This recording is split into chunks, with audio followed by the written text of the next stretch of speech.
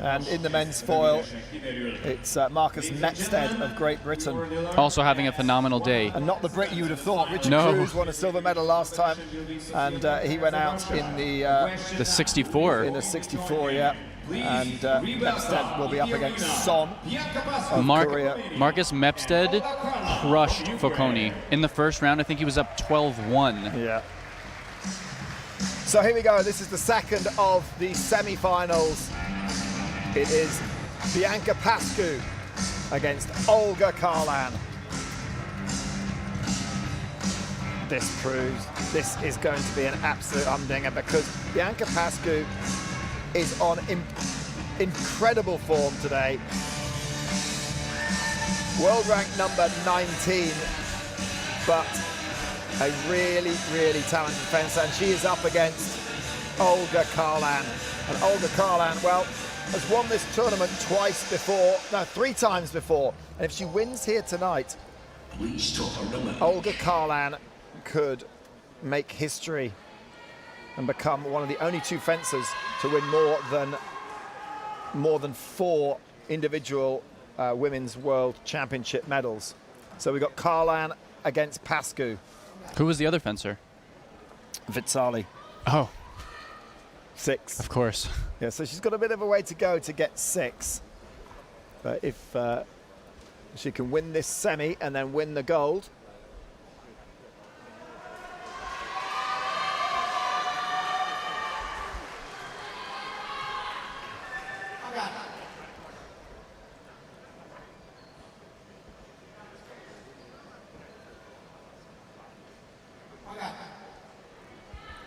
so referee will be Luigi Margelotti.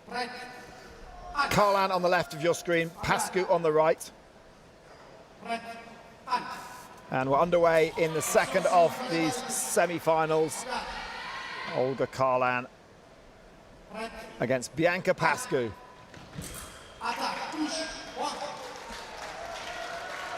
Pascu's the first one to go for an action. Unfortunately, she does not get the blade. That's the flavor of the year touch.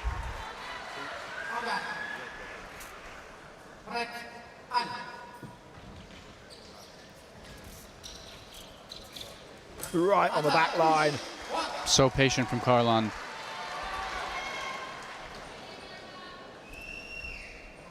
She never had the distance to finish, so she just didn't.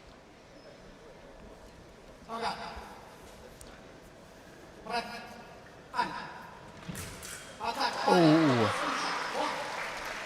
It's looking good for Kharlan, we've got to say. She started well, started better of the two.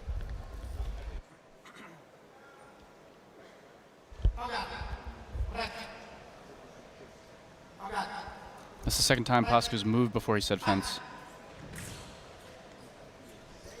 If she does that again, she'll get a yellow card. Could be a yellow card, exactly. Another offence, it becomes a red card and gifts a point to your opponent. Starting early, such an advantage in sabre. Yeah, it's so important to calm your nerves at this point. Oh. Fencing's often referred to, or sabre fencing's often referred to as a game of paper, scissors, stone. Basically predicting what your opponent's going to do. And you talk to John Southfield, the British team coach, he says it's actually more complicated than that. So that's only 1/3 of the issue. You can also try and persuade your opponent to do something else. Exactly. Or you could go in eyes open and just kind of perceive what's going on and wait for your opponent to do something and then make a reaction. They throw stone and then you throw paper afterwards. But decision-making is so vital. Decision-making at speed. Yeah, it's the speed part that makes it really tricky.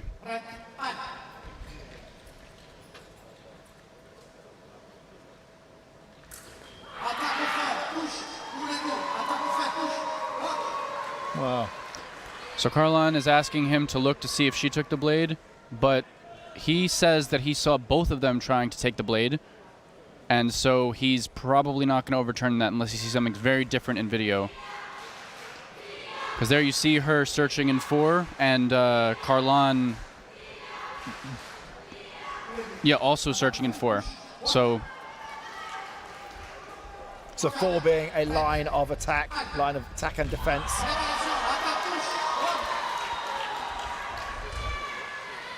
We won't go into explaining all the different lines, but it's the third time she's done that. Yeah, yellow card now coming out.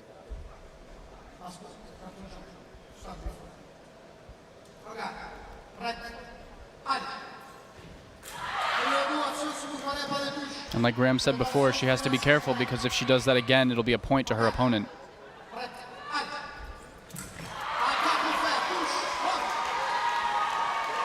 Well, that time Kharlan accepts it. Yep. The same action as before. Both of them go for the blade, but the attacker has priority in the case that both of them do the same thing. If they both make a mistake, if they both do something right, the attacker still has priority.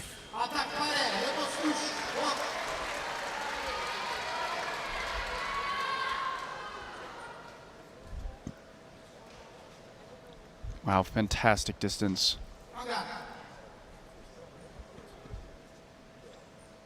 She almost didn't need to get the parry in there. The attack had almost fallen short and failed anyway. That's the best kind of parry, one that you don't even need. Yeah, you're just there as a kind of safety belt. Yeah. 8-5, they go to the break, and Olga Kharlan is looking in really good shape, really good form. This is a 1-minute break. Olga Kharlan from Ukraine. She's forcing Pascu to take risks to get her touches, but she's scoring her own touches fairly easily. Against Bianca Pascu. So what will the Romanian coach be saying to Pascu? If I were him, I would tell her to add some acceleration in the beginning of the touches instead of just kind of being slow or just kind of being fast immediately. Kind of what we were saying for the last one for Gyontura. She just feels like she's trapped in what Kharlan is doing, and the best way to break out of that is to change your preparation and often keep rotating it. A lot of the time when you're fencing someone really strong and dominant like Kharlan, they get you stuck in a certain rhythm by way of the footwork that they're doing. And you just have to kind of abstract yourself from that, make a decision, and change something pretty frequently so they don't have the ability to do that as much. Yeah, they're not going to predict.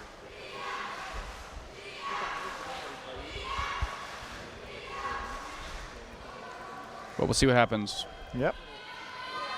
The Romanians really like to wait and watch a lot, but against Kharlan, that doesn't really work very well.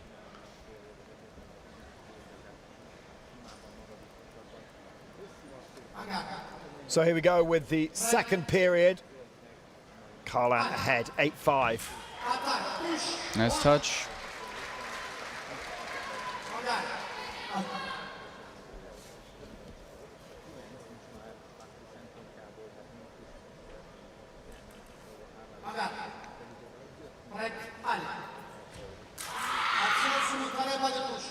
And I like what we saw from Pascu right before the touch there. She took a second to compose herself before she got on guard.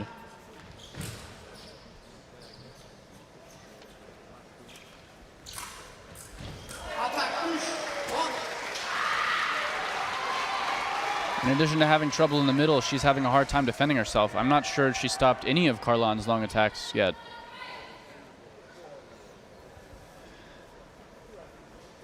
Well, Kharlan won the Grand Prix in Seoul this year, but then backed it up with a win at the European Championships in Budapest. And she really does perform well on the big stage. Yeah, she does. None bigger than the World Championships.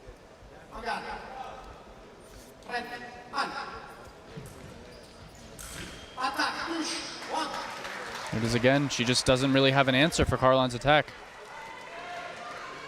I think she's being a little bit passive, and if she was a little more aggressive in defense, maybe that would work better, but it's hard. And you can see the body language now of Bianca Pascu. Yeah, it doesn't look super confident. I think she had the opportunity to take over the attack there, but she missed the chance with her footwork, and you can see clearly right here that Kharlan starts first with her feet. Yeah. And I think Pascu may have hit off target as well.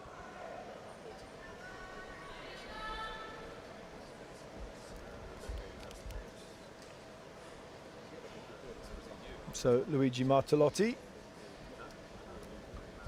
can kind of see what they're gesturing with their hands, that one Yeah. starts before the other, and then the second is reacting to that. Just chatting through with Willem Madder. Kosha? Oh yeah, sorry.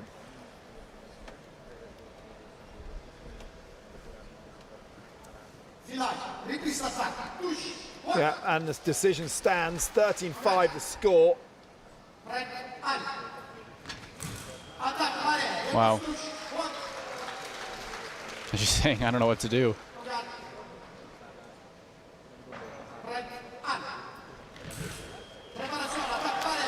Kharlan looking so good. Wow, wow, well, taken to the cleaners there. Yeah.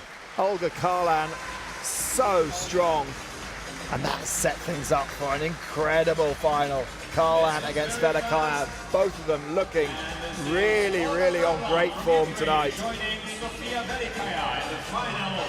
The confirmation that Olga Kharlan is the winner of semi-final number 2. A brilliant performance by the Ukrainian. And thinking forward to the final against Velikaya, I think it's going to be quite a tight affair. It should be an exciting affair, that's for sure. Definitely. And Bianca Pascu, well, she's done well. She's got to bronze medal stage. She's really helped her claim to get to the Olympic Games. So we're going to have a final. Yeah, there's almost nothing in it. The match-up history between Kharlan and Velikaya. No surprises this time. It's going to be a tight one. So that will be happening just after we switch over to the men's foil. These two have fenced 21 times. Well, it's a mouth-watering prospect coming up later. Andrew, thanks for joining us for the semi-finals. We're going to have a change of weapon and a change of commentary team. We're going to bring in Mr. Foil, Karim Bashir.